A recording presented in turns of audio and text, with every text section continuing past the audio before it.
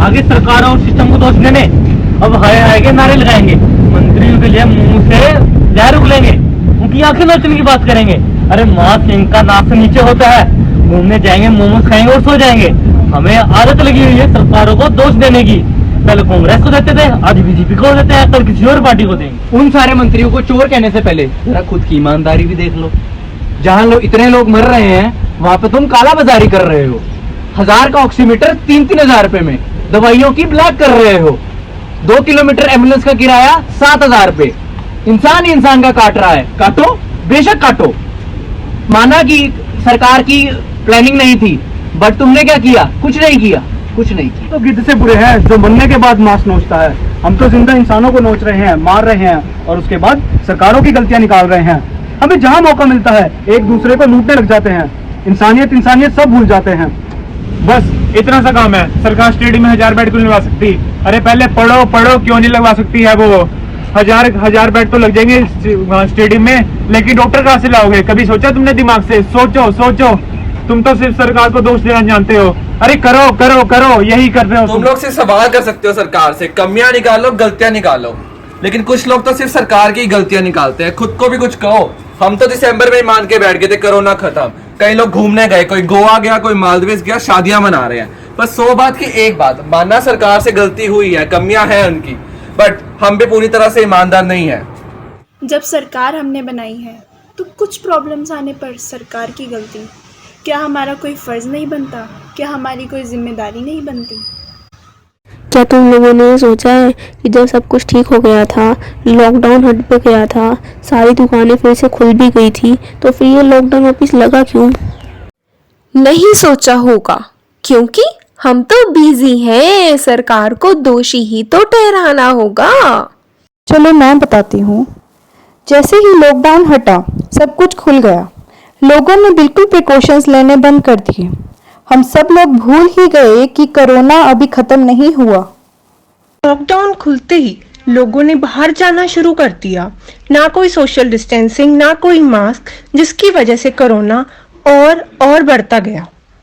लोगों ने धूमधाम से फेस्टिवल्स बनाए। अगर आप सबने देखा हो तो होली वाले दिन वृंदावन में एक रिपोर्टर ने एक लड़की से पूछा कि आप यहाँ कोरोना में ऐसे विदाउट मास्क होली खेल रहे हो, क्या आपको कोरोना से डर नहीं लगता? तो लड़की ने कहा, भगवान के घर आए हैं, हमें कोरोना नहीं हो सकता। हाँ निहारिका, सही कहा। ये इन लोगों की ऑर्थोडॉक्स मेंटालिटी की वजह से कोरोना फिर से बढ़ा। अरे भैया एक बात बताओ, अगर भगवान के स्थान पर जाने से कोरोना नहीं होता तो डॉक्टर क्यों सुसाइड करते? हाँ रूहानी सही कहा। अगर आप सबको पता हो तो अभी हाल ही में दिल्ली के एक डॉक्टर ने सुसाइड किया क्योंकि वो अपने पेशेंट्स को बचा नहीं पाया। दिल्ली में फिलहाल इतना बुरा हाल है कि वहाँ पर एक पार्क है जहाँ पर सिर्फ लाशें ही लाशें हैं और अस्थियां ही अस्थियां हैं। लोग सड़कों पर मर रहे हैं, बेड नहीं है, एक बेड पर 2-2, 3-3 कोविड पेशेंट्स हैं। ऑक्सीजन सिलेंडर्स बहुत कम है। यार मेरे को वैक्सीन नहीं लगवानी। क्यों राधिका?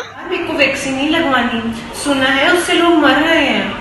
मैंने तो ये भी सुना है कि वैक्सीनेशन की वजह से इनफर्टिलिटी भी हो सकती है। अरे नहीं यार, ऐसा कुछ नहीं है। अगर नहीं विश्वास होता तो जाकर डॉक्टर से पूछ लो या फिर गवर्नमेंट साइट्स पे चेक कर लो। वैक्सीन बिल्कुल सेफ है। अगर हाथ पर लौंग और कपूर बांधने से कोरोना चला जाता है तो फिर हमें वैक्सीन की और डॉक्टर्स की जरूरत क्या है?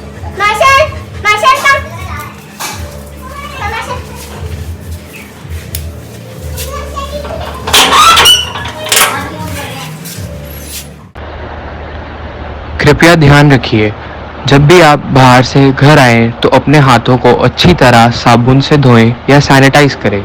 इससे किसी भी जानलेवा वायरस या कीटाणुओं का नाश संभव है और आपकी सुरक्षा तो आपके खुद के हाथों में ही है, इसलिए ध्यान रखिए।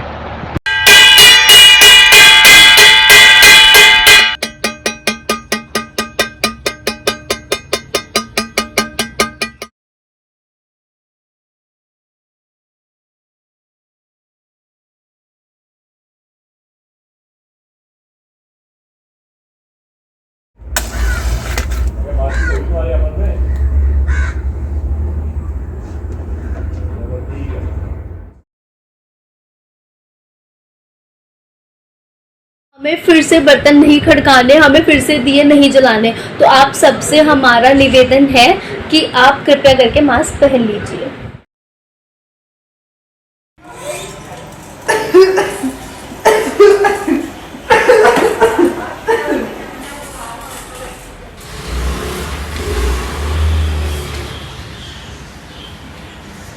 Ma'am, good afternoon ma'am. मुझे अपनी बेटी के लिए रूम चाहिए हॉस्पिटल में। उसको बहुत ज़्यादा कोरोना हो रखा है, उसकी तबीयत बहुत हद से ज़्यादा ख़राब हो रही है, खास क्योंकि जान निकली जा रही है। सॉरी, हमारे हॉस्पिटल में कोई भी रूम्स अवेलेबल नहीं है।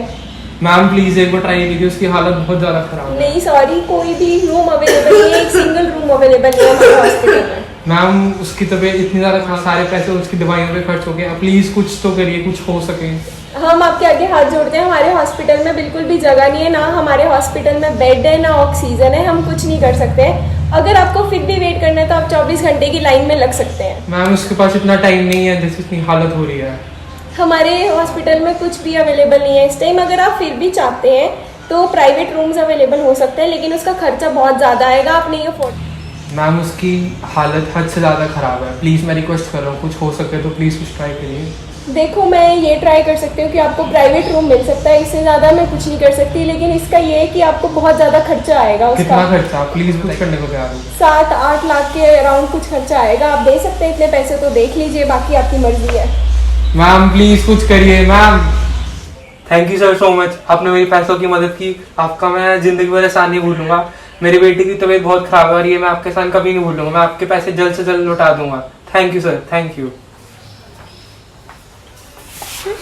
मैम प्लीज बताइए मेरी बेटी का क्या हो सकता है जल्दी।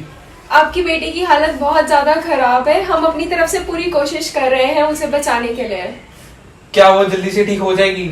उसका ऑक्सीजन लेवल 30 डाउन हो चुका है। मैम प्लीज कुछ करिए, प्लीज मैम, अपने पूरा ट्राई करेगा।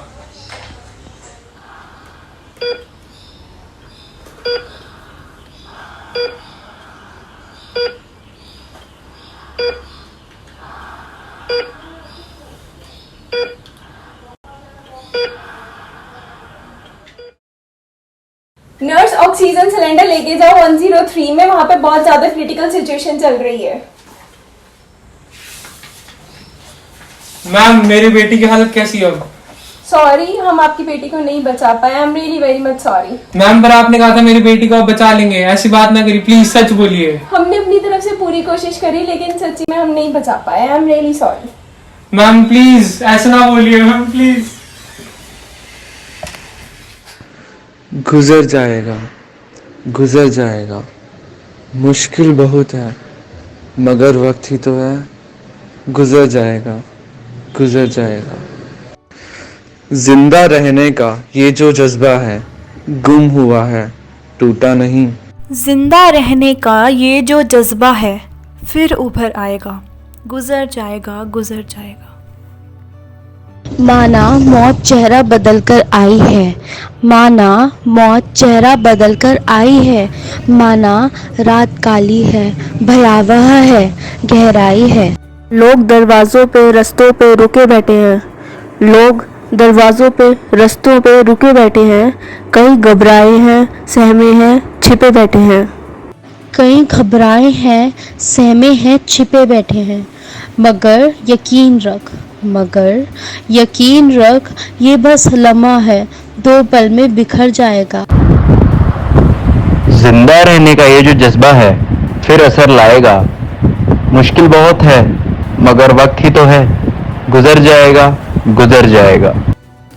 बाजार खाली, सड़कें सूनी, मोहल्ले वीरान है। बाजार खाली, सड़कें सूनी, मोहल्ले वीरान है।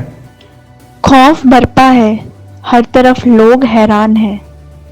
ये वो कहर है जो दुनिया को डराने आया है, ये वो कहर है जो दुनिया को डराने आया है।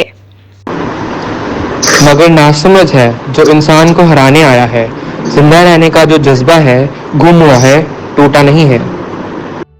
इतिहास गवाह है, ये मसला भी सुलझ जाएगा, इतिहास गवाह है, ये मसला भी सुलझ जाएगा।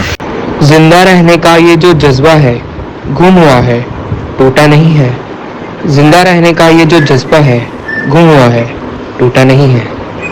ये जो जज्बा है फिर असर लाएगा, फिर उभर आएगा।